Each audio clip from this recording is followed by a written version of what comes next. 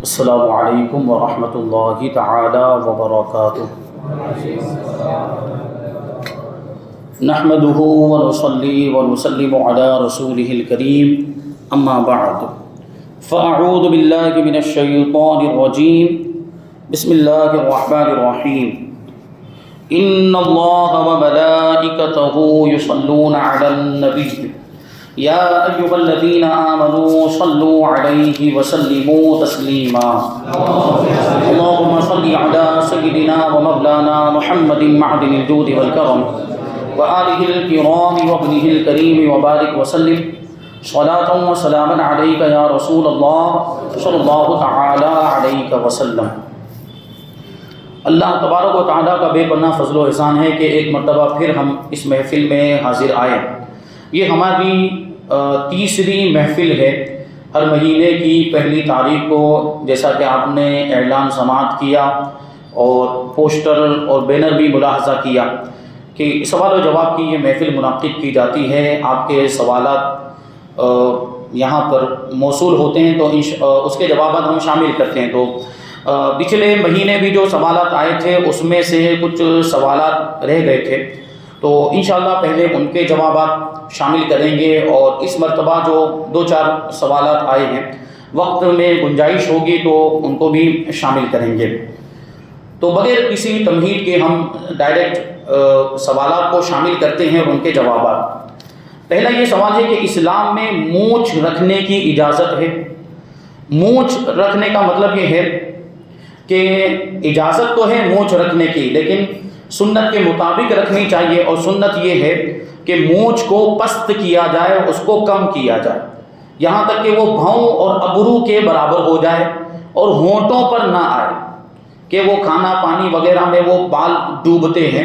تو اتنی زیادہ مونچھیں بڑی بڑی نہیں ہونی چاہیے، مونچھیں رکھ سکتے ہیں لیکن مونچھوں کو پست کرنا چاہیے، اس کو باریک کر دینا چاہیے، اور ایک روایت میں تو منڈانا بھی آیا ہے، ایک روایت میں بالکل مونچھوں کو صاف کر دینا بھی آیا، لیکن ہمارے مشائخ اور علماء کا یہی طریقہ ہے کہ مونچھوں کو پست کیا جاتا ہے اور کم کیا جاتا ہے، تو اس طرح کی مونچھیں یہ رکھنی چاہیے، یہی سنت کے مطابق ہے۔ آگے ایک سوال انہوں نے پوچھا ہے کہ 786 اور 92 کا مطلب کیا ہوتا ہے؟ 786 یہ بسم اللہ الرحمن الرحیم کے اعداد ہیں، جو عدد نکالے جاتے ہیں، جو علم الاعداد ہوتا ہے، باقاعدہ یہ پورا علم ہے، اور یہ اس کو انگلش میں نیومرولوجی بھی کہا جاتا ہے۔ تو وہ عدد نکالے جاتے ہیں، حروف کے عدد۔ تو بسم اللہ الرحمن الرحیم میں جتنے بھی حروف ہیں ان کے آپ عدد نکالیں اور اس کو جوڑیں، اس کو جمع کریں ایک ساتھ میں، تو یہ 786 بنتا ہے۔ تو یہ بسم اللہ الرحمن الرحیم کے اعداد، اور اعداد کی بھی اپنی ایک تاثیر ہے۔ اور 92 یہ حضور پاک صلی اللہ علیہ وسلم کے اسم ذاتی محمد صلی اللہ علیہ وسلم کا عدد ہے، 92 اسی وجہ سے 786 بھی ہم کہیں پر لکھا ہوا دیکھتے ہیں، اور 92 بھی لکھا ہوا دیکھتے ہیں۔ یہ بسم اللہ الرحمن الرحیم کے عدد ہے، اور 92 یہ حضور پاک صلی اللہ علیہ وسلم کے اسم ذاتی محمد صلی اللہ علیہ وسلم کے عدد ہے۔ اچھا، بسا اوقات اس کو استعمال کرنے کا ایک مقصد یہ بھی ہوتا ہے کہ اگر ہم حضور پاک صلی اللہ علیہ وسلم کا نام لکھیں گے اور وہ ایسی جگہ ہے یا کوئی کاغذ ایسا ہے کہ اس کی بے ادبی ہوگی، جیسے خط وغیرہ لکھتے ہیں تو خط وہ پوسٹ میں ڈالا جاتا ہے، پھر اس کے ذریعے سے پتہ نہیں کہاں کہاں ہوتا ہوا وہ جہاں ہم نے بھیجا ہے وہاں پہنچتا ہے، تو اس کا وہ ادب ہو پاتا ہے کہ نہیں ہو پاتا۔ تو اس میں حضور کا نام اگر کہیں آ رہا ہوتا ہے تو اس کی جگہ پہ 92 لکھ دیتے ہیں تاکہ حضور کے نام کی بے ادبی نہ ہو، اور اسی طریقے سے بسم اللہ کی جگہ پر 786 لکھ دیتے ہیں، اور اللہ تبارک و تعالیٰ کے نام کی جگہ پر 66 لکھتے ہیں، 66۔ یہ لفظ اللہ، کلمہ جلالت جو ہے یہ اس کے عدد ہیں۔ تو اس کی بھی برکتیں ہیں، اعداد کی بھی اپنی ایک برکتیں ہیں، اور اعداد کا بھی اس کی بھی ایک تاثیر ہے۔ آپ کو یہ معلوم ہوگا، آپ نے سنا ہوگا کہ تعویذات کے اندر عدد لکھے جاتے ہیں۔ تعویذات کے اندر جہاں اللہ تبارک و تعالیٰ کے اسماء ہوتے ہیں وہیں پر عدد بھی ہوتے ہیں، تو وہ قرآن کی آیتوں کے عدد ہوتے ہیں یا اللہ تبارک و تعالیٰ کے اسماء، اللہ تبارک و تعالیٰ کے ناموں کے وہ عدد ہوتے ہیں، اور اس کی بھی تاثیر، اس کا بھی اثر ہوتا ہے۔ وہ تعویذ جس طرح استعمال کرنے کے لیے دیا جاتا ہے، جو شریعت کی روشنی میں، جو شریعت کے مطابق ہو، وہ تعویذ استعمال کیا جا سکتا ہے، پہنا جا سکتا ہے۔ آگے سوال یہ ہے کہ نماز میں کتنی بار حرکت کر سکتے ہیں؟ جیسے سر کی ٹوپی صحیح کرنا، ایسی حرکت کتنی بار کر سکتے ہیں؟ تو یہاں پر بنیادی طور پر یہ مسئلہ جان لینے کی ضرورت ہے کہ نماز میں عمل قلیل اور عمل کثیر کا کیا حکم ہے۔ عمل قلیل اگر آپ نماز کے اندر کرتے ہیں تو اس سے نماز فاسد نہیں ہوگی، لیکن عمل کثیر اگر کوئی نمازی کر لے تو اس سے اس کی نماز فاسد ہو جائے گی۔ عمل قلیل اور عمل کثیر کا مطلب کیا ہوتا ہے؟ قلیل مطلب کم، عمل قلیل مطلب کم عمل، اور عمل کثیر مطلب زیادہ عمل۔ تو اگر کوئی کم عمل کر رہا ہے، جیسے مثال کے طور پر قیام کی حالت میں ہے، ایک مرتبہ کھجی آئی، ایسے کھجا دیا ایک مرتبہ، پھر ہاتھ باندھ دیا، پھر اب نہیں کھجایا، تو یہ ہوا عمل قلیل۔ عمل قلیل کی اجازت ہے، عمل قلیل سے نماز فاسد نہیں ہوتی۔ اور اسی طریقے سے ایک رکن میں اگر دوسری مرتبہ بھی کھجا لیا تو یہ بھی عمل قلیل نہیں آئے گا۔ ایک مرتبہ ایسے کھجایا، پھر یہ صحیح کر لیا، پھر دوسری مرتبہ کھجایا، پھر ایسے ہاتھ باندھ لیے، تو یہ عمل قلیل میں آئے گا۔ لیکن پھر تیسری مرتبہ ایک ہی رکن میں اگر کھجاتا ہے تو اب یہ عمل کثیر ہو جائے گا اور اس سے نماز فاسد ہو جائے گی۔ تو وہ جو حرکت کرنے کی بات کر رہے ہیں کہ کتنی مرتبہ حرکت کر سکتے ہیں، حرکت سے مراد یہ کہ کھجانا وغیرہ اس طرح کی کوئی چیزیں ہوتی ہیں نماز کے اندر، تو کبھی اس کی ضرورت پیش آ جاتی ہے کھجانے کی ضرورت، تو ایک رکن میں 2 مرتبہ تک کھجانے کی اجازت ہے، اور 2 مرتبہ سے زیادہ اگر کھجائیں گے تو اس سے نماز فاسد ہو جائے گی، کیونکہ یہ عمل کثیر ہو جائے۔ اچھا، اس کا یہ مطلب بھی نہیں ہے کہ ایک ہی مرتبہ میں خوب زیادہ کھجاتا ہی رہے اور سلسلہ جاری رہے، تو یہ پھر ایک ہی مرتبہ میں عمل کثیر ہو جائے گا۔ ایک ہی مرتبہ میں بھی اگر عمل کثیر ہو جائے تو نماز فاسد ہو جائے گی۔ اور عمل کثیر کے بارے میں علماء نے یہ بھی فرمایا کہ عمل کثیر کا مطلب کیا ہوتا ہے، وہ اگر بات آپ ذہن پہ رکھیں گے تو یہ سمجھنا آپ کے لیے آسان ہو جائے گا۔ علماء نے فرمایا ہے کہ ایسا عمل نماز کے اندر کرنا کہ دور سے دیکھنے والا جب اس کو یہ عمل کرتا ہوا دیکھے تو وہ یہ سمجھے کہ وہ نماز میں نہیں ہے۔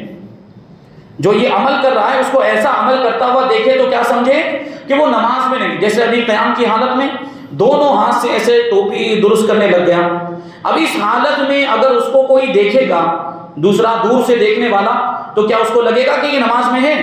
نماز میں تو ایسا عمل کیا نہیں جاتا، تو یہ ہو گیا عمل کثیر۔ یعنی ہر وہ عمل جو نمازی کرے نماز کی حالت میں اور اس کو دیکھنے والا یہ سمجھے کہ یہ نماز میں نہیں ہے، نماز سے باہر ہے، یہ ایسا عمل کر رہا ہے، تو ایسی صورت میں وہ عمل کثیر ہوگا اور اس سے نماز فاسد ہو جائے گی، نماز ٹوٹ جائے گی۔ تو اتنا جو میں نے ابھی بتایا عمل قلیل، ایک مرتبہ 2 مرتبہ اس طرح کھجا لیا ایک ہی رکن میں تو اس کی اجازت۔ ایک رکن سمجھ لینا، قیام ایک رکن ہے، رکوع ایک رکن ہے، اور سجدہ ایک رکن ہے، قعدہ ایک رکن ہے، تو ایک رکن میں 2 مرتبہ تک کھجانے کی اجازت ہے۔ تیسری مرتبہ اگر کھجائیں گے تو وہ عمل کثیر ہو جائے گا ایک ہی رکن میں اور اس سے نماز فاسد ہو جائے گی۔ آگے ایک سوال ہے کہ اسلام میں سونے کی چین یا ویٹھی یعنی انگوٹھی پہننے کی اجازت مردوں کو ہے؟ تو جواب اس کا صاف ہے، حدیث پاک میں آیا، اللہ کے رسول صلی اللہ علیہ وسلم نے سونے کے بارے میں ارشاد فرمایا کہ یہ سونا میری امت کی عورتوں کے لیے تو حلال ہے لیکن مردوں کے لیے حرام ہے۔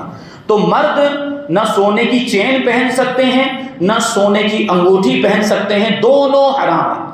سونے کا کوئی بھی زیور استعمال کرنا مردوں کے لیے جائز نہیں ہے۔ ہاں، اگر وہ سونا اپنے پاس رکھیں، سونے کو اپنی ملکیت میں رکھیں، پہنے نہیں، یعنی جسم سے وہ اس کو زیور کے طور پر جسم سے نہ لگائیں، بس وہ اپنے پاس جیسے بسکٹ بنا کے اپنے پاس رکھ لیا، یعنی اپنی تجوری میں محفوظ کر دیا، اپنی الماری میں رکھ لیا، تو مرد کی ملکیت میں اگر ہو تو کوئی مسئلہ نہیں، پہننے کی اجازت نہیں ہے، پہننا حرام ہے۔ کوئی بھی سونے کا زیور، چاہے پھر وہ چین ہو یا انگوٹھی ہو سونے کی، وہ مردوں کے لیے حرام ہے۔ آگے سوال ہے کہ مردوں کو لال کلر کے کپڑے پہننے کی اجازت ہے؟ تو اس کا جواب یہ ہے کہ شوخ رنگ کے کپڑے یعنی بہت بھڑکیلے رنگ کے کپڑے جو ہوں وہ مردوں کو منع ہے۔ منع ہونے کا مطلب کیا ہے؟ نہیں پہننے چاہیے بہت بھڑکیلے رنگ کے کپڑے۔ تو لال رنگ بھی اگر ایسا ہے جو بہت بھڑکیلا ہے تو اس کو بھی پہننے سے بچنا چاہیے، لیکن یہ کوئی بہت بڑا گناہ بھی نہیں ہے۔ لال رنگ کے کپڑے پہننا یہ کوئی ناجائز و حرام بھی نہیں ہے، منع ہے، یعنی اس سے بچنا چاہیے، بہت بھڑکیلے رنگ کے کپڑے پہننے سے بچنا چاہیے، ورنہ اگر پہنتے ہیں تو گنہگار بھی نہیں ہوں گے، بچنا ہی بہتر ہے۔ آگے سوال ہے کہ اسلام میں گے ریلیشن شپ کے بارے میں کیا بتایا گیا ہے؟ گے ریلیشن شپ یعنی ہومو سیکسولیٹی، اور اس کو اردو میں ہم جنس پرستی کہا جاتا ہے، یہ بہت بڑا گناہ ہے، یہ حرام ہے، اور اس کی مذمت قرآن پاک میں بھی آئی۔ ہم جنس پرستی یعنی ایک آدمی سیم جینڈر کی طرف وہ راغب ہو اور سیم جینڈر سے اپنی خواہش کو پورا کرے، یہ حرام ہے، بہت بڑا جرم ہے۔ اللہ تبارک و تعالیٰ نے قوم لوط کا یہ عمل، کیونکہ سب سے پہلے قوم لوط نے یہ عمل کیا، قوم لوط، حضرت لوط علیہ السلام کی قوم، انہوں نے وہ اس میں مبتلا ہوئے، ملوث ہوئے، ان پر عذاب آیا، تباہ و برباد کر دیے گئے۔ سوچیں آپ کے اس عمل کی وجہ سے ان پر عذاب آیا اور وہ تباہ و برباد ہو گئے، تو یہ عمل کتنا برا ہوگا۔ اللہ تبارک و تعالیٰ قوم لوط سے خطاب کرتے ہوئے ارشاد فرماتا ہے انکم لتأتون الرجال شہوۃ من دون النساء بل انتم قوم مسرفون، کہ اے قوم لوط، کیا تم عورتوں کو چھوڑ کر اپنی خواہش پوری کرنے کے لیے مردوں کے پاس آتے ہو؟ تم تو بہت حد سے بڑھنے والے لوگ ہو۔ تو ان کو حد سے بڑھنے والا کہا، اور اس طرح کے جو الفاظ ہوتے ہیں وہ اس فعل کی مذمت کو ثابت کرنے کے لیے آتے، اس کی برائی کو بیان کرنے کے لیے آتے، اور اس سے اس کا گناہ کبیرہ ہونا ثابت ہوتا ہے۔ تو اس سے پتہ چلا کہ یہ جو عمل ہے ہومو سیکشوالٹی یا ہم جنس پرستی، یہ بہت عظیم گناہ ہے، بہت بڑا گناہ ہے، اس سے مسلمانوں کو بچنا چاہیے، ہرگز اس کی طرف توجہ بھی نہیں ہونی چاہیے۔ اگر خدا نخواستہ کہیں پر ایسے معاملات ہوں تو ان کو سمجھایا جائے اور ان کو بتایا جائے کہ یہ عمل اسلام اس کی اجازت نہیں دیتا، اور اس کے تعلق سے شریعت کا حکم کیا ہے وہ بھی آپ کو معلوم ہونا چاہیے۔ بعض ائمہ کے نزدیک تو اس کا حکم یہ ہے کہ اس میں حد جاری کی جائے گی۔ اگر کسی کا یہ جرم ثابت ہو جائے، یہ عمل اس نے کیا ہے کہ مرد نے مرد سے خواہش کی تکمیل کی، اور اس کا یہ جرم ثابت ہو گیا دلائل کی روشنی میں، تو اس پر حد جاری کی جائے گی، یعنی زنا کی حد جاری کی جائے گی۔ بعض ائمہ کا یہ مذہب، یعنی جیسے زنا کے اندر کہ اگر وہ کنوارے ہیں زنا کرنے والے تو ان کو 100 کوڑے لگائے جائیں گے، اور اگر شادی شدہ ہیں تو سنسار کر دیا جائے گا، یعنی اتنے پتھر مارے جائیں کہ اسی میں وہ مر جائے۔ یہ بعض ائمہ کے نزدیک، لیکن امام اعظم ابو حنیفہ کے نزدیک یہ ہے کہ اس میں تعزیر ہے، اس میں حد نہیں ہے، اس میں تعزیر ہے۔ تعزیر کا مطلب یہ ہوتا ہے کہ جو حاکم اسلام ہوگا، اسلام کا بادشاہ ہوگا، اس کو اختیار ہوگا کہ وہ اس معاملے میں جو مناسب سمجھے وہ سزا دے۔ ایسے جو مجرمین اس کے پاس لائے جائیں تو وہ تو پھر قتل کی سزا بھی دے سکتا ہے۔ جو بادشاہ اس کو اختیار، وہ ماحول دیکھے کہ اس کی وجہ سے کتنی خرابی ہو رہی، اس کی وجہ سے کیسا فساد پھیل رہا ہے، تو بادشاہ کو یہاں تک اجازت ہوگی کہ وہ ان کو قتل بھی کروا دے یا قید میں ڈال دے، ان کو جیل میں ڈال دے۔ جو مناسب سزا وہ سمجھے وہ بادشاہ دے سکتا ہے۔ تعزیر کا یہ مطلب ہوتا ہے۔ تو یہ اتنا بڑا جرم ہے۔ اب آگے سوال ہے کہ کوئی مسلم بھائی گھر گروی لے سکتا ہے؟ بہت اہم سوال ہے۔ ہمارے یہاں پہ ہمارے علاقے میں یہ چیز بہت زیادہ رائج ہو گئی ہے کہ گروی پر مکان لیتے ہیں، پھر اس میں رہتے ہیں، اور بعض لوگ اس کو دوسرے کو کرائے پر دے دیتے ہیں۔ تو یہ جو طریقہ رائج ہے یہ ناجائز و گناہ ہے، جو ہمارے معاشرے میں اور ہمارے علاقوں میں جو رائج ہو گیا کہ جیسے مکان مالک کو مثال کے طور پر 4 لاکھ روپے دے دیے اور اس کا مکان گروی رکھ لیا، اس کو گروی کہا بھی جاتا ہے، گروہ کہا جاتا ہے یا گروی کہا جاتا ہے، اور اس کا مکان گروی 4 لاکھ روپے مکان مالک کو دے دیے، اس کا مکان گروی رکھ لیا، اب اس میں رہ رہے ہیں اور کوئی کرایہ نہیں دے رہے ہیں اس کا۔ اور بسا اوقات تو ایسا ہوتا ہے کہ وہ مکان لے کر کسی دوسرے کو کرائے پر دے دیا جاتا ہے۔ تو دوسرے کو کرائے پر دینے کی اجازت کیسے ہو سکتی ہے؟ کیونکہ جو 4 لاکھ روپے دیے ہیں آپ نے اس کی قیمت کے طور پر نہیں دیے کہ آپ اس مکان کے مالک ہو گئے ہوں، اور مالک ہونے کی حیثیت سے پھر آپ دوسرے کو کرائے پر دے رہے ہیں۔ یعنی جو اس طریقے سے پیسے دے کر مکان کو گروی کے طور پر لیتا ہے وہ اس کا مالک نہیں ہوتا، اس کو دوسرے کو کرائے پر دینے کی اجازت نہیں ہوتی۔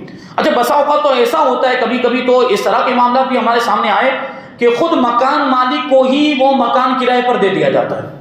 ابھی مکان مالک خود اس کا مالک ہے، اس کو کرائے پر دینے کا کیا مطلب؟ اور وہ خود اپنے مکان کا کرایہ کیوں دے گا؟ ایسی تو شریعت کے اندر کوئی نظیر نہیں ملتی کہ آدمی خود اس مکان کا مالک ہے اور خود ہی کرایہ ادا کر رہا ہے۔ یہ ساری صورتیں ناجائز ہیں، یہ ساری صورتیں، کیونکہ جو شے مرہون ہوتی ہے، جو چیز گروی رکھی جاتی ہے، اس کا استعمال جائز نہیں ہے۔ اب وہ مرتہن اور راہن دونوں میں سے کوئی اس کو استعمال نہیں کر سکتا جب تک یہ گروی کا معاملہ جاری ہے۔ وہاں تک جس کے پاس گروی رکھا ہوا ہے وہ بھی اس کو استعمال نہیں کر سکتا، جس نے رکھا ہے وہ بھی اس کو استعمال نہیں کر سکتا۔ استعمال کرنے کی اجازت ہی نہیں۔ تو مکان رکھا ہو یا کوئی اور دوسرا سامان رکھا ہو تو مکان میں رہنا ہی اس کو استعمال کرنا ہے، تو مکان میں رہنے کی بھی اجازت نہیں ہے، اور مکان کو دوسرے کو کرائے پر دینے کی بھی اجازت نہیں۔ اچھا اب سوال یہ آ جاتا ہے کہ پھر یہ معاملات اتنے ہو رہے ہیں تو اس کا کوئی حل بھی بتائیے۔ تو اس کا حل ہے ہیوی ڈپوزٹ کا معاملہ۔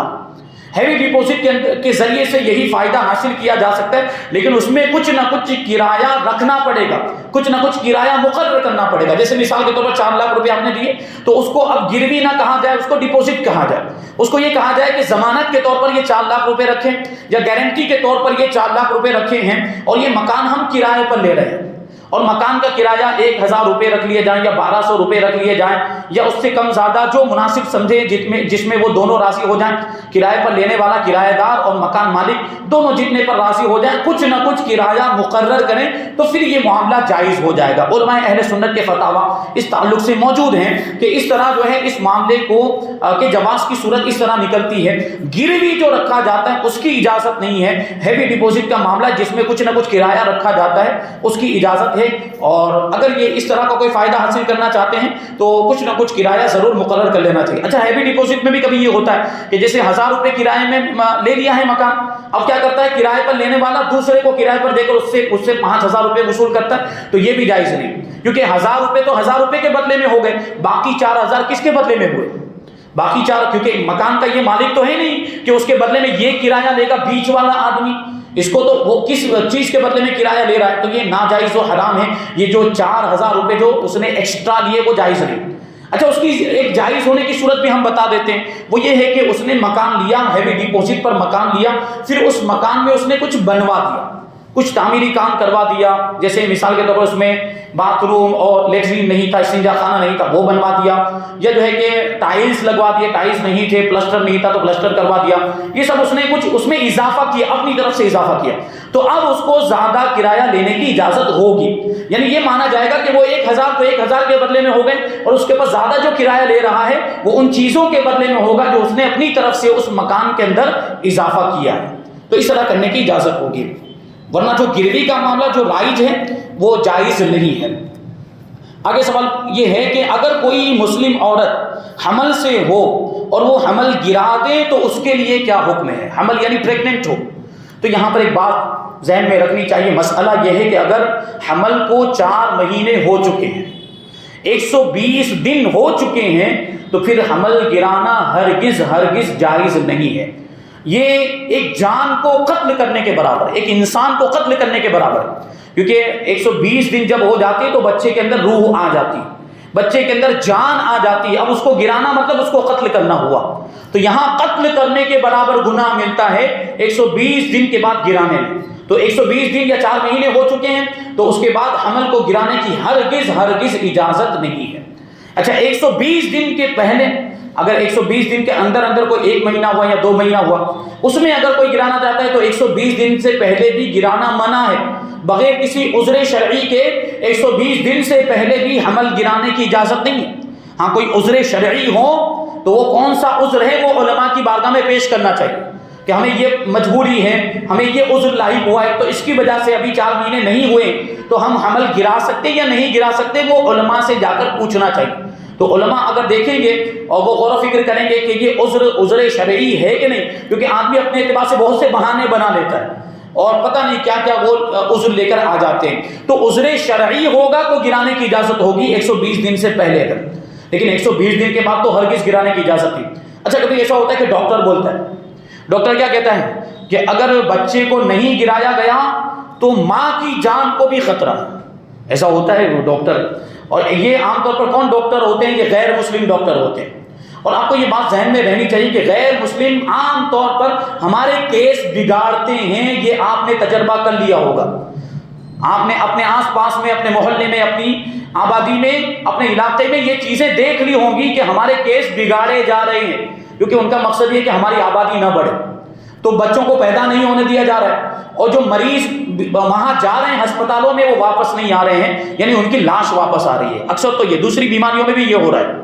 تو یہ ہمارے ساتھ یہ اس طرح کی سازش رچی جا رہی ہے. تو کوئی بھی غیر مسلم ڈاکٹر اگر یہ کہتا ہے کہ بچے کو گرا دینا پڑے گا تو اس کی بات نہیں مانی جائے گی. آپ مسلمان ڈاکٹر سے رابطہ کیجیے، مسلمان ڈاکٹر جو سنی ہو، صحیح العقیدہ ہو، اس سے آپ رابطہ کریں اور اپنے فن میں وہ ماہر بھی ہو. یعنی ڈاکٹر ہو تو ایسا نہیں کہ نام کا ڈاکٹر بن گیا ہو، وہ ڈاکٹر کے اس میں ماہر بھی ہو، اس سے آپ پوچھیں اور اس سے مشورہ لیں، اس سے صلاح لیں کہ فلاں ڈاکٹر نے ایسا کہا ہے تو کیا یہ ضروری ہے، یا اگر نہیں گرائیں گے تب بھی چل جائے گا، تو اس سے مشورہ لیں، پھر وہ جو کہے اس کے مطابق عمل کریں. جو سنی صحیح العقیدہ ڈاکٹر اگر کہتا ہے تو اس کی بات مانی جائے گی۔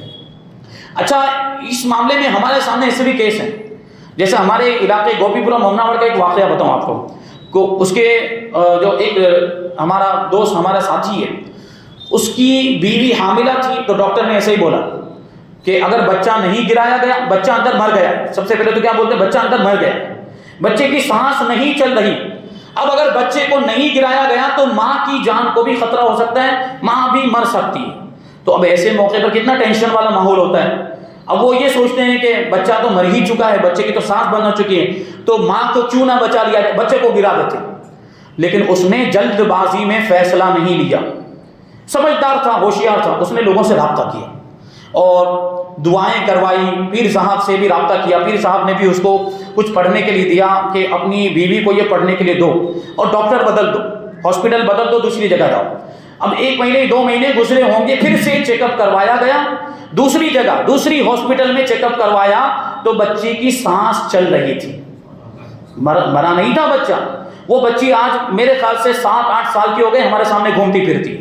ابھی گرا دیا گیا ہوتا، سوچیں آپ، ایک جان کو قتل کرنے کا گناہ ہوتا کہ نہیں ہوتا؟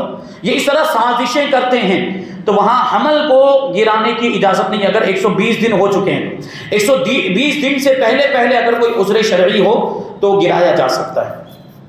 آگے سوال یہ کہ کسی مسلم بھائی کی عورت حجاب نہیں پہنتی تو اس کے پیچھے نماز ہوتی ہے جب وہ سفر پر ہو؟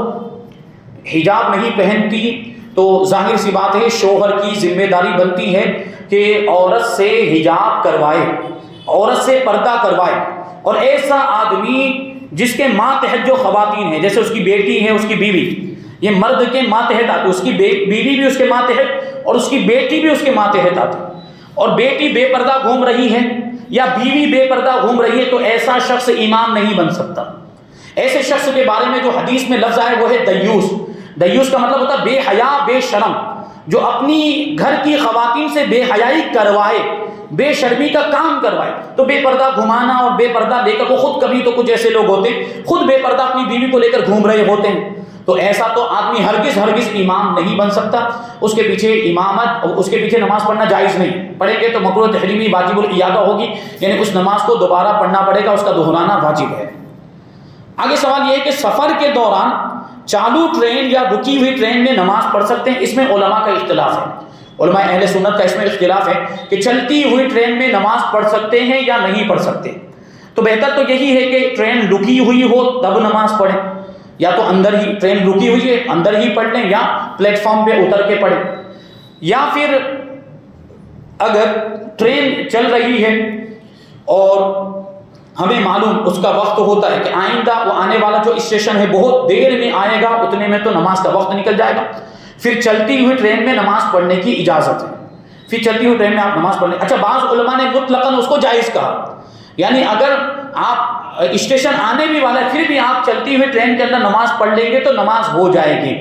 تو اس صورت میں آپ کے لیے جو آسانی ہو وہ موقع محل دیکھتے ہوئے آپ اس پر عمل کر سکتے ہیں۔ آپ چلتی ہوئی ٹرین میں اگر نماز پڑھ رہے ہیں تو ان علماء کے فتوے پر عمل کی نیت کر لیں جنہوں نے چلتی ہوئی ٹرین میں نماز پڑھنے کو جائز کہا ہے، حالات کو دیکھتے، اور اب تو حالات اور زیادہ خراب ہو گئے کہ پلیٹ فارم پر بھی نماز پڑھنے نہیں دیا جا رہا، پلیٹ فارم پر بھی اگر کوئی نماز پڑھتا ہے اس کی ویڈیو بنا لی جاتی ہے، اور یہ کہا جاتا ہے کہ یہ پبلک پلیس ہے، یہاں پر عبادت کرنے کی کسی کو اجازت نہیں، ان کی مسجدیں کس لیے، مسجد میں جا کے کیوں نہیں پڑھتے، وغیرہ وغیرہ۔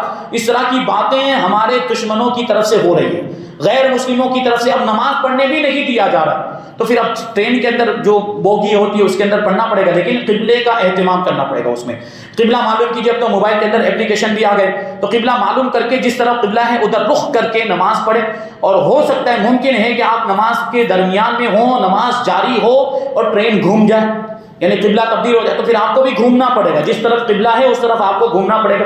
اس کے لیے بہتر یہ ہے کہ موبائل کو سامنے رکھیں، موبائل اگر آپ نے سامنے رکھا ہوگا وہ قبلہ نما جو اندر جو اپلیکیشن ہے، قبلہ ڈائریکشن بتانے والا جو اپلیکیشن، وہ بھی گھومے گا، آپ کو پتہ چل جائے گا کہ ٹرین گھومی تو آپ بھی گھوم جائیں اس کے مطابق۔ اچھا، کبھی وہ مان لیجئے کہ یوں جو دو سیٹ کے درمیان جو جگہ ہوتی ہے وہاں بالکل ایسے سیدھا قبلہ ہے تو کوئی مسئلہ نہیں، ایسے کھڑے ہو جائیں گے، لیکن کبھی ٹیڑھا ہوتا ہے، کبھی ٹیڑھا تو اس میں مسئلہ ہوگا، تو آپ تھوڑا سا گھوم کے کھڑے تو ہو سکتے ہیں، تھوڑا سا گھوم کے، سجدہ کرنے میں مسئلہ ہوگا، رکوع بھی کر لیا آپ نے، لیکن جب سجدہ کریں گے تو سجدے میں سیٹ کے نیچے آپ کو سر لے جانا پڑے گا، تھوڑا سامنے والی سیٹ کے نیچے، یعنی آپ ایسے کھڑے تو ہو گئے، ایسے گھوم کر تھوڑا سا کراس ہو کر کھڑے ہو گئے، قبلے کی وجہ سے ایسا قبلہ تھا تو آپ کراس ہو کر کھڑے ہو گئے، تو رکوع بھی کر سکتے ہیں آپ، کھڑے بھی ہو سکتے ہیں، رکوع بھی ہو جائے گا، لیکن سجدہ کرنے میں تھوڑی احتیاط آپ کو کرنی پڑے گی کہ پھر تھوڑا سا ایسے گھوم کر سیٹ کے نیچے سر لے جا کر آپ کو سجدہ کرنا پڑے گا۔ تو اس طرح تھوڑا اہتمام کریں سفر کے اندر، کیونکہ نماز تو کسی بھی صورت میں معاف نہیں، چاہے آپ حضر میں ہوں یا سفر میں ہوں، آپ کو نماز پڑھنی ہے۔ اب آگے ایک سوال یہ ہے کہ ہر مسلم کو مرید ہونا ضروری ہے؟ تو دیکھیں، مرید ہونا کوئی فرض یا واجب نہیں ہے، بلکہ سنت بھی نہیں، یہ ایک مستحب عمل ہے۔ جو آج کل جو مرید بننے کا جو طور طریقہ، یہ ایک مستحب عمل ہے، اور یہ فیضان کے سلسلے کے جاری ہونے کے لیے ایک نفع بخش چیز ہے کہ آدمی مرید بن جائے، اور پیر کامل سے اگر مرید بنے، جو جامع شرائط ہو جس کے اندر پیر بننے کی شرطیں پائی جاتی ہیں، اس کے اگر آپ مرید بن جائیں تو سلسلہ آپ کا حضور پاک صلی اللہ علیہ وسلم سے متصل ہو جاتا ہے، پھر حضور پاک صلی اللہ علیہ وسلم سے فیضان آپ تک وہ اس سلسلے کے ذریعے سے پہنچتا ہے، تو اس کا ایک یہ فائدہ۔ پھر پیر بنانے کا دوسرا فائدہ یہ ہوتا ہے کہ پیر کا مطلب یہ ہوتا ہے رہنمائی کرنے والا مرشد، تو وہ آپ کی رہنمائی کرے گا، آپ کو صحیح کام کی تعلیم دے گا، برائیوں سے روکے گا، نیک کاموں کا حکم دے گا، پیر کا یہی مطلب ہوتا ہے۔ تو اس کی وجہ سے ممکن ہے کہ آپ راہ راست پر آ جائے۔ بہت سے ہم نے ایسے لوگوں کو دیکھا کہ پہلے مرید نہیں تھے تو غلط کام کرتے تھے، بڑے بدماش قسم کے لوگوں میں ان کا شمار ہوتا تھا، شرابی تھے، جواری تھے، لیکن جب مرید بن گئے تو پیر کی نگاہوں کا ایسا اثر ہوا کہ وہ شراب بھی چھوٹ گئی، جوا بھی چھوٹ گیا، گناہوں کے کام بھی چھوٹ گئے، اور آج پکے نمازی اور داڑھی بھی چہرے پر سجا لی اور مسجدوں کو آباد کرتے ہوئے نظر آتے ہیں۔ تو یہ وہ پیری مریدی کا فیضان ہے، تو یہ اس کا ایک فائدہ ہے۔ پیری مریدی اس طرح اس انداز میں ہونی چاہیے، لیکن اس میں غور کرنا چاہیے کہ ہم جس کو پیر بنا رہے ہیں وہ پیر بننے کے لائق ہے بھی کہ نہیں۔ جاہل لوگوں کو ہرگز پیر نہیں بنانا چاہیے، یا یہ جو بابا لوگ چل گئے اور جو شریعت سے بالکل اپنے آپ کو آزاد سمجھتے ہیں اور جو نمازوں کا انکار کرتے ہوئے پھرتے ہیں کہ ہم تو طریقت والے، ہمارے لیے کوئی نماز نہیں، تو وہ نماز کا انکار کرنے کی وجہ سے تو کافر ہو گیا، وہ پیر بننے کے لائق کہاں سے ہوگا؟ جو اس طرح کے جو پیر مارکیٹ میں آ گئے، ڈھونگی پیر اور جھوٹے پیر، جاہل پیر، ان کو پیر بنانا یا ان کا مرید بننا ہرگز جائز نہیں۔ پیر کیسا ہونا چاہیے؟ اعلیٰ حضرت رضی اللہ تعالیٰ عنہ نے 4 شرطیں بتائی۔ پہلی شرط یہ ہے کہ اس کا سلسلہ اللہ کے رسول صلی اللہ علیہ وسلم تک متصل ہو، یعنی حضور تک بغیر کسی انقطاع کے پہنچتا ہو، اور دوسری شرط یہ ہے کہ وہ فاسق معلن نہ ہو، یعنی کھلا گناہ کبیرہ کرنے والا نہ ہو، اور تیسری شرط یہ ہے کہ وہ اتنا علم رکھتا ہو کہ کتابوں سے مسائل نکال کر اپنے مریدین کو بتا سکتا ہو۔ یہ اس کے شرائط۔ اور جو سب سے بنیادی شرط وہ تو یہ ہے کہ وہ سنی صحیح العقیدہ ہو۔ کسی بھی بد مذہب کو، کسی بھی گمراہ کو پیر نہیں بنایا جا سکتا، کیونکہ پیر رہنمائی کرنے والا ہوتا ہے۔ اگر کسی گمراہ کو آپ نے پیر بنا لیا تو سیدھے راستے پر آنے کے بجائے آپ خود گمراہ ہو جائیں گے، تو ایسے کو ہرگز پیر نہیں بنا سکتے۔ اس پرچے میں جو آخری سوال وہ یہ ہے کہ مسلم شخص کو کیسے کپڑے پہننے چاہیے، پٹھانی یا شرٹ پینٹ؟ اگر شرٹ پینٹ پہنتے ہیں تو اس میں کوئی گناہ ہے؟ تو یہ دیکھیے زمانے کے اعتبار سے چیزیں بدلتی ہیں۔ اب ہم اس زمانے میں دیکھیں تو عام طور پر لوگ پینٹ شرٹ پہنتے ہیں تو اس کو گناہ نہیں کہا جا سکتا۔ بہتر یہ ہے کہ نیک لوگوں کا لباس پہنا جائے، اور نیک لوگوں کا لباس کیا ہے؟ کرتا پائجامہ، جبہ وغیرہ، یہ نیک لوگوں کا لباس ہے۔ علماء یہی لباس پہنتے ہیں، مشائخ یہی لباس پہنتے ہیں، تو یہ بہتر لباس۔ لیکن اگر آپ پینٹ شرٹ بھی پہنتے ہیں اور اس میں آپ کا ستر ہو جا رہا ہے، بدن کے جتنے حصے کو چھپانا ضروری وہ حصہ چھپ جا رہا ہے، تو اس کی بھی اس زمانے میں اجازت ہوگی، ورنہ یہ پینٹ شرٹ پہننا ایک زمانے میں ناجائز اور گناہ تھا۔ یہ پینٹ شرٹ پہننا ہی، کیونکہ یہ انگریزوں کا مخصوص لباس تھا۔ پینٹ شرٹ یہ انگریزوں کا قومی لباس تھا، ان کی قوم کا یہ شعار تھا، قوم کی یہ پہچان تھا۔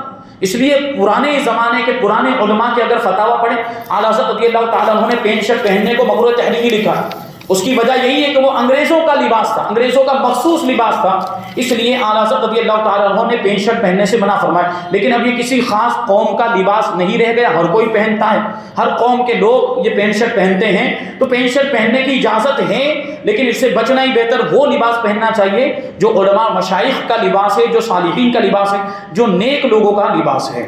نیک لوگوں کا طریقہ اپنائیں گے تو آپ نیک لوگوں کے ساتھ رہیں گے، آپ کا حشر بھی نیک لوگوں کے ساتھ ہوگا۔ اور آگے سوال ہے کہ اسلام میں لڑکی کا حق باپ کی ملکت میں کتنا ہوتا ہے؟ تو اب یہ بہت تفصیلی سوال ہے، اس کے بارے میں مختصر طور پر ایک بات بتا دوں کہ اللہ تبارک و تعالیٰ قرآن مجید میں ارشاد فرماتا ہے للذکر مثل حظ الانثیین، کہ مرد کے لیے، لڑکے کے لیے لڑکی کے مقابلے میں ڈبل حصہ ہوگا. باپ کی ملکیت میں، باپ کی جائیداد میں لڑکے کا ڈبل. مثال کے طور پر اگر ایک لڑکا اور ایک لڑکی ہے اور کوئی دوسرا وارث نہیں ہے تو پوری جائیداد کے 3 حصے کر دیے جائیں گے. 2 حصے لڑکے کو ملیں گے اور 1 حصہ لڑکی کو ملے گا اگر ایک لڑکا اور ایک لڑکی ہے تو. اور اگر مزید کوئی وارث ہیں، اگر اس کی بیوی بھی موجود ہے، دوسرے بھی وارثین موجود ہیں، ماں باپ بھی اگر موجود ہیں تو پھر وہ لمبا حساب جائے گا. اب وہ جس کا جو معاملہ ہے وہ اپنا معاملہ لکھ کر سوال کرے. یہ جو سوال ہوتے ہیں میراث اور وراثت کے سوال تو وہ لکھ کر کیے جاتے ہیں، اس میں حساب کرنا پڑتا ہے کس کو کتنا حصہ ملے گا. تو شریعت کے اندر یہ قاعدہ بیان کیا گیا کہ لڑکے کے لیے لڑکی کے مقابلے میں ڈبل حصہ ہوگا. اب اس پر اعتراض کیا جاتا ہے، اس پر سوال اٹھایا جاتا ہے کہ اسلام نے لڑکی پر ظلم کیا کہ لڑکی کو آدھا حصہ دیا، معاذ اللہ. تو دیکھیں ہمارا جو اسلام اور ہمارا جو مذہب ہے وہ سراسر انصاف ہے، اور ہمارے اسلام کے جتنے بھی احکام ہیں وہ عدل پر مبنی ہیں اور کسی بھی حکم میں کوئی بھی ظلم نہیں. اسلام کے اندر کسی پر بھی کوئی بھی ظلم نہیں کیا جاتا، بے جا ظلم نہیں کیا جاتا. تو یہاں پر جو لڑکی کو آپ دیکھیں، اس میں غور کریں گے تو آپ کو خود ہی پتا چلے گا. اگر غیر مسلم اعتراض کرتے ہیں تو ان سے متاثر ہونے کی ضرورت نہیں. اگر کوئی سوال آپ کے سامنے آئے اس طرح کا تو آپ اپنے علماء سے رابطہ کریں کہ یہ بات ہم تک پہنچی ہے، یہ اعتراض غیر مسلموں کی طرف سے آیا تو اس کا جواب کیا ہوگا. یعنی آپ ان کے اعتراض کو سن کر اپنے مذہب کو کمزور نہ سمجھنے لگے، اپنے دین، اپنے اسلام کو کمزور نہ سمجھنے لگے، کیونکہ آپ کا دین کمزور نہیں ہے، اسلام کمزور نہیں ہے. اسلام سب سے مکمل دین اور سب سے کامل مذہب ہے، سب سے بہترین مذہب ہے. آپ اپنے علماء سے رابطہ کیجئے کہ یہ سوال آیا. تو اگر غیروں کی طرف سے یہ سوال کیا جاتا ہے کہ لڑکی کو اسلام میں کم حصہ دیا گیا اور لڑکے کو زیادہ دیا گیا، دونوں کو برابر برابر دیا جانا چاہیے، تو اس کا جواب ہمارے پاس موجود ہے. ہمارے پاس جواب یہ ہے کہ لڑکے کو صرف باپ کی جائیداد میں حصہ ملتا ہے، جبکہ لڑکی عام طور پر لڑکیوں کی شادی ہوتی ہے، لڑکی شادی کر کے دوسرے گھر میں جاتی ہے تو اس کے شوہر کی جائیداد میں بھی اس کا حصہ ہوتا ہے. برابری ہو گئی کہ نہیں؟ شوہر کا بھی خدا نہ خواستہ انتقال ہو گیا تو شوہر کی جائیداد میں بیوی کا حصہ ہوتا ہے کہ نہیں ہوتا؟ تو یہ برابری. بلکہ لڑکی کے لیے، عورت کے لیے اور بھی دوسرے ذرائع ہیں. باپ کی جائیداد میں تو حصہ ہے ہی ہے، بھائی کی جائیداد میں بھی حصہ، شوہر کی جائیداد میں بھی حصہ، بیٹے کی جائیداد میں بھی. اگر خدا نہ خواستہ ماں سے پہلے بیٹے کا انتقال ہو گیا تو بیٹے کی بھی جائیداد. حالانکہ یہ چیزیں کچھ لڑکے میں بھی مشترک ہے، لیکن اس طریقے سے دیکھیں تو دونوں میں برابری ہو جاتی ہے. یہاں کوئی ظلم نہیں بلکہ انصاف پر یہ مبنی ہے، یہ جو حکم دیا گیا. اب آگے آخری سوال ہے کہ کوئی شخص ساؤتھ افریقہ میں ہے، وہ انڈیا میں قربانی کرا سکتا ہے کہ نہیں کرا سکتا؟ قربانی کے ایام گزر چکے ہیں، قربانی کا وقت گزر چکا، لیکن یہ مسئلہ آیا تو اس کو ہم اس کا جواب دے دیتے ہیں کہ کوئی شخص دوسرے ملک میں ہو، وہ ہندوستان میں قربانی کرانا چاہتا ہے تو کرا سکتا ہے اور ہو جائے گی قربانی. لیکن اس کے لیے اس بات کی احتیاط ضروری ہے کہ دونوں جگہ قربانی کا وقت ہونا چاہیے.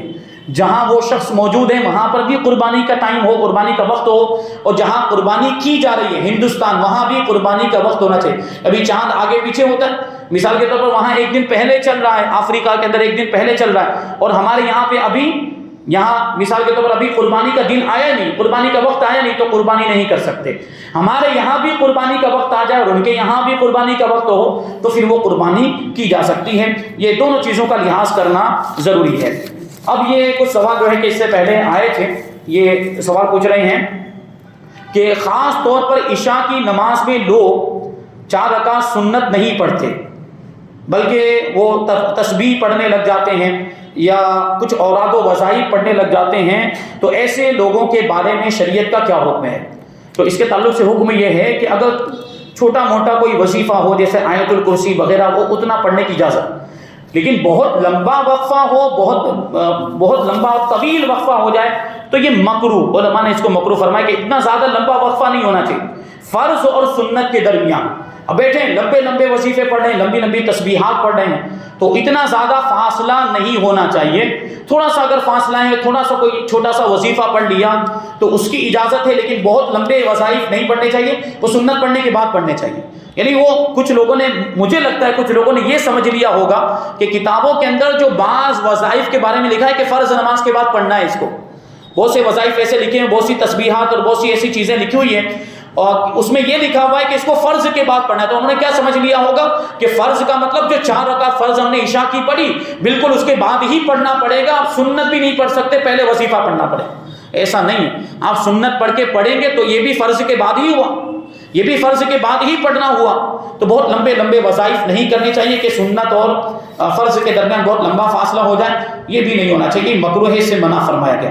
اور آگے سوال ہے کہ فرض نماز کے بعد بھی تسبیح دیر تک پڑھتے ہیں یا دعا مانگتے رہتے ہیں پھر سنت اور وطر پڑھتے ہیں، یہ وہی سوال ہے، دوبارہ انہوں نے ریپیٹ کیا۔ اور ایک سوال ہے کہ لوگ کندھے سے کندھا بہت کم ملاتے ہیں اور بگاسے کھاتے ہیں اور بھی بہت ساری حرکت کرتے ہیں، کیا نماز میں ان سب کی اجازت ہے، اس سے نماز ہو جاتی ہے؟ تو پہلا تو سوال ہے کہ کندھے سے کندھا ملانا، تو کندھے سے کندھا ملانے کا حکم ہے۔ اللہ کے رسول صلی اللہ علیہ وسلم نے ارشاد فرمایا کہ اپنی صفوں کے درمیان فرجہ مت چھوڑو، فرجہ مطلب خالی جگہ مت چھوڑو، کیونکہ خالی جگہ اگر تم چھوڑو گے تو شیطان اس میں سے داخل ہو جائے گا اور داخل ہونے کے بعد پھر وسوسہ ڈالے گا، لیکن اگر تم نے کندھے سے کندھا ملا لیا، بیچ میں کوئی بھی جگہ نہیں چھوڑی، تو پھر شیطان داخل نہیں ہو پائے گا۔ اچھا، کندھے سے کندھا ملانے کا مطلب ہے بیچ میں جگہ نہ چھوڑنا، ورنہ بعض اوقات ایسا ہوگا کہ آپ کے بغل میں بہت لمبے قد والا آدمی آ گیا، لمبی ہائٹ والا، آپ اس سے کندھا کیسے ملا پائیں گے؟ مشکل ہوگا کہ نہیں ہوگا؟ کندھا، پھر وہاں کندھا ملانا مراد نہیں ہے، پھر کیا؟ وہ فاصلہ کم کرنا مراد ہے، بیچ میں جگہ خالی نہ رہنا یہ مراد ہوگا، اس کا یہ مطلب ہو۔ اچھا، بگاسے مطلب جماعی بگاسے آتے ہیں تو اس کو روکنے کی کوشش کرنی چاہیے، اور اگر آ ہی جائے نماز کے اندر تو اس کا طریقہ یہ ہے کہ اگر قیام کی حالت میں آیا تو یہ سیدھے ہاتھ کے یہ پیچھے والا حصہ یہ منہ پر رکھ لیں، قیام کی حالت میں سیدھے ہاتھ کی پیٹھ یہ منہ پر رکھ لیں، اور دوسرے کسی رکن میں آیا ہے تو الٹے ہاتھ کی پیٹھ ایسے آپ کو منہ پر رکھ لینا۔ اور اس کو دور کرنے کا ایک بہترین طریقہ ہمارے علماء نے کتابوں میں لکھا ہے، وہ یہ ہے کہ جب بگاسا آئے، جب جماہی آئے، تو یہ تصور کرنا چاہیے کہ انبیاء کرام کو جماہی نہیں آتی تھی، انبیاء کرام علیہ الصلوۃ کو بگاسا نہیں آتا تھا، فوراً وہ کیفیت ختم ہو جائے گی، آپ خود تجربہ کر کے دیکھ سکتے ہیں۔ جیسے ہی آپ یہ تصور کریں گے، جیسے ہی آپ یہ سوچیں گے کہ انبیاء کرام کو بگاسا نہیں آتا تھا، آپ کا بگاسا دور ہو جائے، آپ کی جماہی دور ہو جائے گی۔ تو بہرحال نماز میں ہم حاضر آئے، نماز میں ہم اللہ تبارک و تعالیٰ کی بارگاہ میں موجود ہوتے ہیں، اللہ کے گھر میں ہوتے ہیں، تو نماز کے آداب کا خیال رکھنا چاہیے۔ وہ ایسی الٹی سیدھی حرکتیں، کچھ لوگ نماز کے اندر بھی سیدھے کھڑے نہیں رہتے، حرکت کرتے رہتے۔ ہاں، جو کچھ چیزیں ایسی ہوتی ہیں جس کی اجازت بھی ہے، جیسے کبھی ایک پاؤں پر زور دیا، کبھی دوسرے پاؤں پر زور، یہ تو سنت سے بھی ثابت ہے، کبھی ایک پاؤں پر زور دیا، کبھی دوسرے پاؤں پر زور دیا، تھوڑی دیر ایسے کھڑے رہے، تھوڑی دیر ایسے کھڑے رہے، اس کی اجازت ہے، تو یہ چیز انہوں نے لکھی۔ اچھا، ایک اور سوال پوچھتے ہیں کہ نماز کے بارے میں زیادہ تر جمعہ میں یا اور بیانوں میں بہت کم بتایا جاتا ہے، ایسا کیوں ہے؟ تو شاید انہوں نے ہمارے بیانات نہیں سنے، جو ہمارے بیانات میں تو تقریباً ہر دوسرے بیان میں نماز کا تذکرہ ہوتا ہے، ہماری تفسیر میں بھی نماز کا تذکرہ آتا ہے، ہمارے سیرت کے درس میں بھی یا دوسرے بیانات میں بھی الحمدللہ ہم تو نماز کا ذکر کرتے ہی رہتے ہیں، نماز کی تاکید کرتے رہتے ہیں، اور علماء اہل سنت تقریباً سب کا یہی طریقہ کہ وہ نماز کی تاکید کرتے رہتے ہیں، غالباً یہ کسی دوسرے کی بات کر رہے ہوں گے جو نماز کا تذکرہ نہیں کرتے۔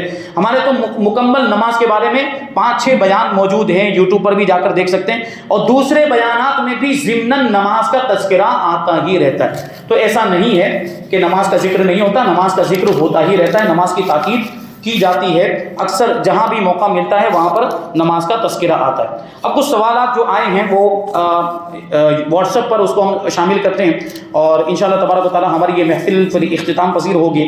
یہ آخری کچھ 2-3 سوال ہیں۔ پہلا سوال یہ ہے کہ مکہ میں فیس دکھاتے ہیں تو باہر کیوں نہیں دکھاتے؟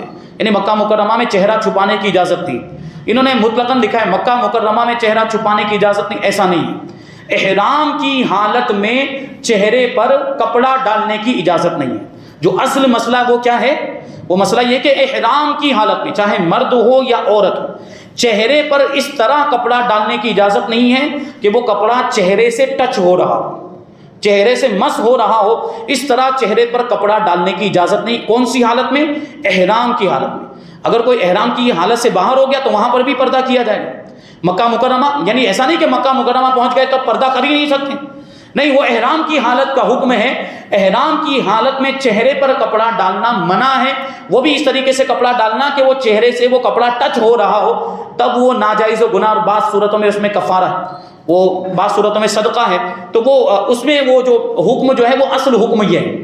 اب یہ جو سوال پوچھ رہے ہیں کہ پھر پردے کا کیا حکم ہوگا وہاں پر، تو اگر فتنے کا اندیشہ ہے تو وہاں پر بھی پردہ کیا جائے گا، فتنے کا اندیشہ ہے تو وہاں پر بھی پردہ، جو چہرے کا جو پردہ ہے ہندوستان میں رہتے ہوئے، اپنے ملک میں رہتے ہوئے یہاں پر جو پردہ کیا جاتا ہے وہ کیوں کیا جاتا ہے؟ فتنے کے اندیشے کی وجہ سے، کہ فتنے میں مبتلا نہ ہو جائے، بے حیائی میں مبتلا نہ ہو جائے۔ تو اگر وہاں جانے کے بعد بھی یہ کیفیت ہو کہ وہاں پر بھی اگر فتنے میں مبتلا ہو جانے کا اندیشہ ہو تو وہاں پر بھی پردہ کرنے کا حکم ہوگا، یعنی چہرے کا بھی پردہ۔ اچھا، اب سوال یہ پیدا ہوتا ہے کہ ابھی تو آپ نے مسئلہ بتایا کہ چہرہ نہیں چھپا سکتے، چہرے پر وہ کپڑا ٹچ نہیں ہونا چاہیے، تو پھر پردہ کیسے کریں گے؟ تو اس کی صورت بھی علماء نے بتائی۔ ایسا نہیں کہ وہاں پردہ کرنے کی اجازت ہی نہیں، احرام کی حالت میں بھی پردہ کیا جا سکتا ہے، لیکن اس کا طریقہ علماء نے بتایا۔ وہ اس طریقے سے کپڑا اپنے چہرے پر ڈالے کہ کپڑا چہرے سے دور رہے، جیسے وہ ہیٹ ہوتی، ہیٹ، وہ سر کے اوپر ہیٹ، اس طرح عورت کو تو پہننے کی اجازت ہے ہیٹ، مرد نہیں پہن سکتا، مرد جو ہے وہ احرام کی حالت میں سر نہیں چھپا سکتا، لیکن عورت وہ ہیٹ پہن لے جو آگے نکلا ہوا حصہ رہتا ہے، اس پہ وہ کپڑا ڈال لے تو وہ چہرے سے دور رہے گا اور چہرے کا پردہ بھی ہو جائے گا۔ تو یہ حکم ہے وہاں پر، یعنی وہاں پر بھی اگر تو اب تو معاملہ یہ پرانے زمانے میں وہ صحابہ کرام کے دور کے زمانے کا ایک واقعہ، یا وہاں اس وقت کا جو طریقہ وہ ہم نے پڑھا کتابوں کے اندر، وہ اس طرح لکھا ہوا تھا کہ اس زمانے میں مرد اور عورت ساتھ میں طواف کرتے ہی نہیں تھے۔ پہلے مرد حضرات طواف کر لیتے تھے، پھر عورتیں آتی تھیں اور پھر وہ بعد میں طواف، تو فتنے کا اندیشہ ہی نہیں رہتا تھا۔ لیکن اب تو کیا سب ساتھ میں گھس جاتے ہیں، اب تو خواتین وہ مردوں کے مقابلے میں آگے بڑھنے کی کوششیں کرتی ہیں، تو جو فتنے نہ ہوتے ہوں وہ بھی ہونے لگتے، ٹچ ہوتے ہیں، ان کا جسم بھی ٹچ ہوتا ہے، اور بڑے معاملات اس کی وجہ سے وہاں پہنچے عبادت کرنے کے لیے، ایسی عبادت، ایسی برکت والی کتنی بڑی عبادت کرنے کے لیے پہنچے اور وہاں اس طرح کے معاملات ہوتے ہیں۔ یہ عورتیں بھی بے احتیاطیاں کرتی ہیں اور عورتیں بھی خود اپنی عورت ہونے کا لحاظ نہیں کرتی اور اس طرح مردوں کے درمیان گھس جاتی ہیں۔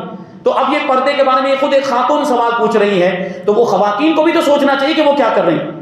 تو اس طرح جو ہے احتیاط کرنی چاہیے، اور اگر وہاں بھی پردہ کرنے کی ضرورت پڑ جائے تو پردہ اس طریقے سے کیا جائے گا کہ ہیٹ لگا لی یا کچھ اس طریقے سے دو لکڑیاں یہ سر میں اس طریقے سے باندھ لیں اور اس کے اوپر وہ لکڑی کے اوپر ایسے کوئی کپڑا لٹکا دے جو چہرے سے دور رہے، تو اس کی اجازت ہے اور اس سے وہ چہرے کا پردہ بھی ہو جائے گا۔ لیکن یہ احرام کی حالت کا حکم ہے، احرام کے علاوہ وہاں بھی پردہ کر کے گھومیں گے۔ دوسرا سوال یہ کہ رمضان سعودی کے ساتھ کیوں نہیں سیلیبریٹ کرتے، سعودی کے ساتھ رمضان سیلیبریٹ کیوں نہیں کرتے؟ تو سب سے پہلا تو اس کا جواب یہی ہے کہ وہاں الگ تاریخ میں چاند نظر آتا ہے، ہمارے یہاں اور حکم کیا ہے؟ حدیث پاک میں ہے کہ چاند دیکھ کر روزہ رکھو اور چاند دیکھ کر عید مناؤ، چاند دیکھ کر عید مناؤ، ہمیں تو حکم یہ دیا حدیث پاک میں۔ تو ہمارے یہاں چاند دکھا ہی نہیں تو ہم عید کیوں منائیں؟ اور ہمارے یہاں پر چاند کا دکھنا معتبر ہے، ہمارے یہاں چاند نظر آیا یا نہیں آیا، ہمارے یہاں پہ چاند کا شرعی ثبوت ملا یا نہیں ملا، اس کے مطابق ہم عید منائیں گے۔ ہم سعودی کے مطابق عید کیوں منائیں گے؟ وہاں ہو سکتا ہے، ممکن ہے ان کے اعتبار سے چاند نظر آ گیا تو وہ منائیں، مختلف علاقوں میں ہو سکتا ہے دوسرے ملکوں میں نظر آ گیا، لیکن ہمارے ملک میں ہمارے علاقے میں چاند نظر آنا ضروری، تبھی ہم عید منا سکتے ہیں، ورنہ عید نہیں منا سکتے ہیں۔ تو یہ حکم ہے۔ اچھا، دوسری بات یہ آتی ہے کہ چلو وہ ممکن ہے رمضان کے اندر تو چاند دیکھ کر اعلان کرتے ہوں گے، لیکن حج وغیرہ میں تو چاند دیکھتے بھی نہیں وہ لوگ۔ حج کا اعلان کب سے ہو جاتا ہے؟ 1 مہینے پہلے، 2 مہینے پہلے سے حج کا اعلان ہو چکا، جبکہ حج کا چاند یہ ذی الحجہ کا چاند دیکھیں گے تب پتہ چلے گا نا کہ حج کے ایام کون سے ہیں، انگریزی اعتبار سے کون سی تاریخ پڑے گی، یہ جب ذی الحجہ کا چاند دیکھیں گے تب پتہ چلے گا۔ وہ چاند دیکھے بغیر ہی اعلان کر دیتے۔ اس مرتبہ بھی ایسا ہوا ہے، اس مرتبہ بھی ان لوگوں نے اعلان، اور وہاں چاند دکھا ہی نہیں، جو جس تاریخ کے اعتبار سے ان لوگوں نے اعلان کیا اس دن چاند دکھا ہی نہیں۔ اب بتائیے یہ سب لوگوں کے حج کو ضائع کرنا ہوا کہ نہیں؟ کیونکہ حج کے ایام مخصوص ہیں، حج کے دن مخصوص، وہ انہی دنوں کے اندر ہو سکتا ہے۔ چاند نہیں ہوا ہوگا، انہوں نے اعلان کر دیا تو ارکان آگے پیچھے ہو جائیں گے کہ نہیں ہو جائیں گے؟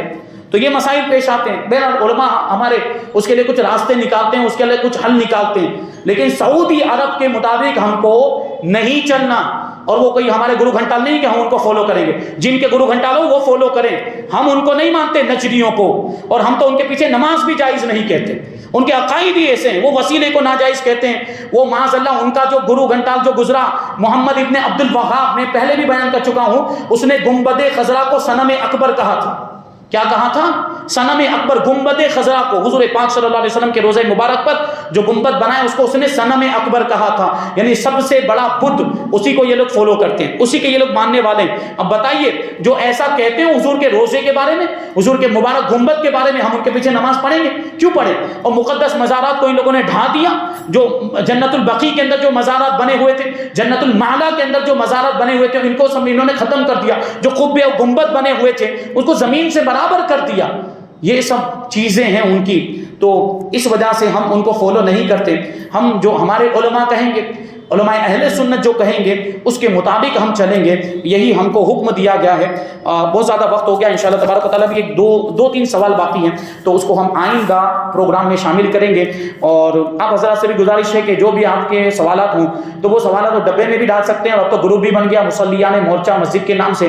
اس گروپ میں ابھی تو ہم نے اونلی ایڈمن کر دیا ہے، کیونکہ بہت سارے دوسرے میسیجز بھی آنے لگے، بہت کھچڑی ہو گئی تھی، اس لیے ہم نے اس کو اونلی ایڈمن کر دیا ہے.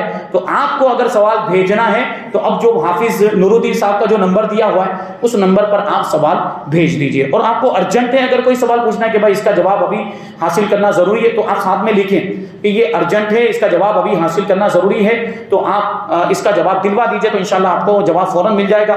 ورنہ آپ انتظار کر سکتے ہیں، ارجنٹ نہ ہو تو پھر اس کو اس پروگرام کے لیے باقی رکھیں، اس کا جواب انشاءاللہ تبارک و تعالیٰ اس پروگرام میں شامل کیا جائے گا. اللہ تبارک و تعالیٰ کی بارگاہ میں دعا ہے کہ جو بھی احکام و مسائل بیان کیے گئے اس پر ہم سب کو عمل کرنے کی توفیق عطا فرمائے. وما علینا الا البلاغ. السلام علیکم.